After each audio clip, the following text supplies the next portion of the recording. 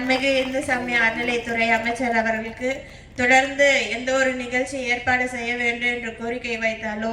இல்லை துறை சார்ந்து திட்டங்களை முன்வைத்தாலோ இல்லை என்னுடைய தேவைகள் இதுவாக இருக்கு என்று தெரிவித்தாலோ தொடர்ந்து எனக்கு ஒரு தந்தையாக இருந்து அனைத்திலுமே உறுதுணையாக இருந்து நீ செய்மா நான் கூட இருக்கேன் அப்படின்ட்டு ஒவ்வொரு மீகழ்ச்சியும் எனக்கு துணையாக இருந்து செயல்படுத்தும் மாண்புமிகு இந்து சமய அறநிலைத்துறை அமைச்சர் அண்ணன் அவர்களை வருக வருக வருக என்று மீண்டும் ஒருமுறை அன்போடு வரவேற்கிறேன். இன்றைக்கு மாண்புமிகு தமிழ்நாடு முதலமைச்சர் அவர்கள் திராவிட பொங்கல் என்று அனைவராலும் சமத்துவத்தோடு கொண்டாடப்பட வேண்டும் என்று தெரிவித்தார்கள். இன்றைக்கு நம்முடைய நிகழ்ச்சியில கூட பொங்கல் வைக்கும் பொழுது ஒரு இஸ்லாமிய சகோதரி வந்து பொங்கல் வைத்திருந்தாங்க.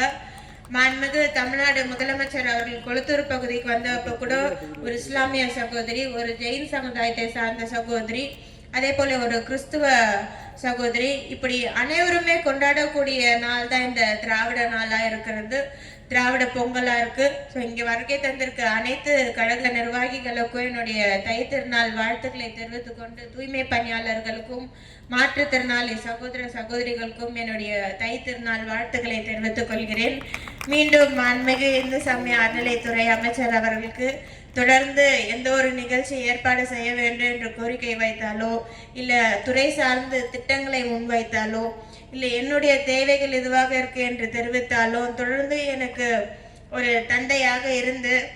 அனைத்திலுமே உறுதுணையாக இருந்து நீ செய்மா நான் கூட இருக்கேன் அப்படின்ட்டு